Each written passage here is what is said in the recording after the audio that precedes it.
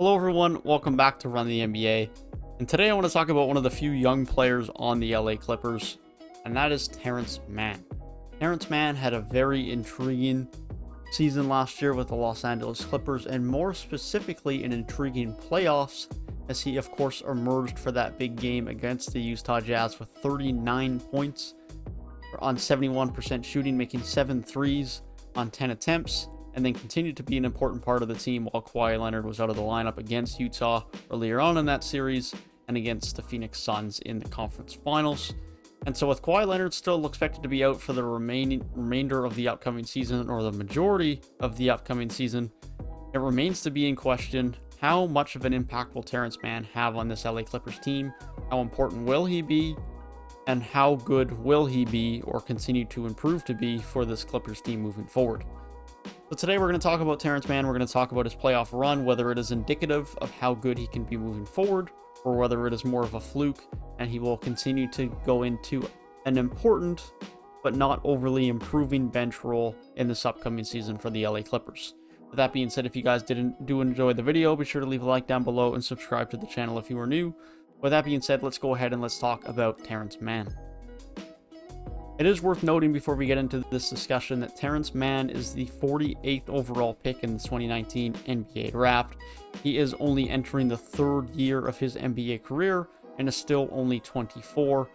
Not young for someone entering their third year in the NBA, but still has time to continue to improve, as he did from year 1 to year 2. His minutes jumping up, his games played and starts jumping up, and pretty much everything around the board from production, scoring, playmaking, defending, efficiency, you name it, everything went up. And I love when I see production, minutes, game time, shot attempts go up, and efficiency also increases. That is always a positive and a good telltale sign.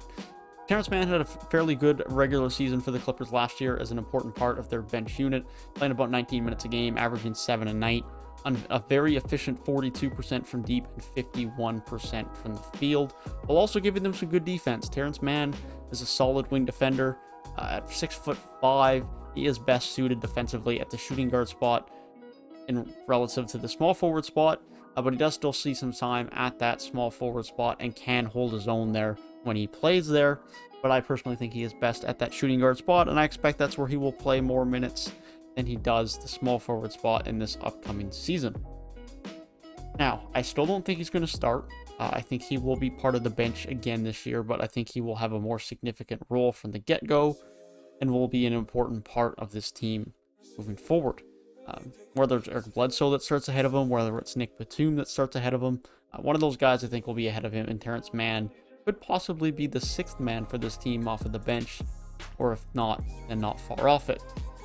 But let's go ahead and let's talk about his playoffs, because his playoffs were nothing special before Kawhi Leonard went out, but once Kawhi Leonard did go out, someone had to step up, someone had to soak up some minutes, and Terrence Mann was one of the guys who did so. In the series against Dallas in the first round, he was relatively quiet, then put up 13 points in Game 7. It was a very important player in that game.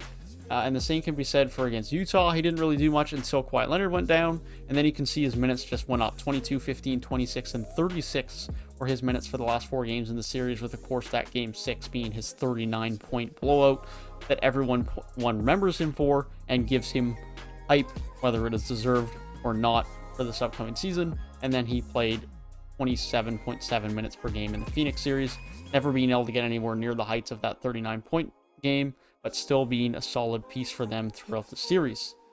So now the question remains, what Terrence Mann are we going to get this upcoming season? Are we going to get what we saw, some of the brilliant flashes of him throughout the playoffs, or are we going to get someone that is more so just like the Terrence Mann we saw in the regular season last year, without any significant improvements? Personally, I think I've always liked Terrence Mann as a player and as a developing young player in the NBA. I don't see Terrence Mann as some future all-star player or anything crazy like that, but I do think that Terrence Mann can continue to develop from where he is in his current skill set. I think he can be someone who can get you 10, 11, 12 points a night, can be a solid catch-and-shoot three-point shooter, can be a really good 3-and-D shooting guard. That's where I see Terrence Mann. He can continue to improve his game. I think he will actually get to a point where he is a decent mid-range shooter. and can finish at the rim fairly well, because those are things he already can do with a little bit of efficiency and a little bit of productivity, and I think he can get there. But I think Terrence Mann, ideally, and can do so at an elite level, really, is be one of the best 3-and-D shooting guards in the league. I think he can be a very good catch-and-shoot three-point guy. He's already shown that so far throughout his NBA career, and I think that he can be a very solid defensive guy as well.